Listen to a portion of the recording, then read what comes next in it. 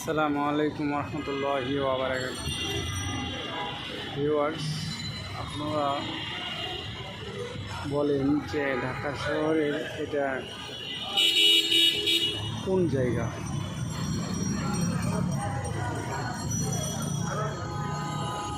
জলদি আপনারা কমেন্টে জানান কারটা সঠিক হয়, আমি সঠিক উত্তর দাতাদেরকে পুরস্কার ঘোষণা করা হবে।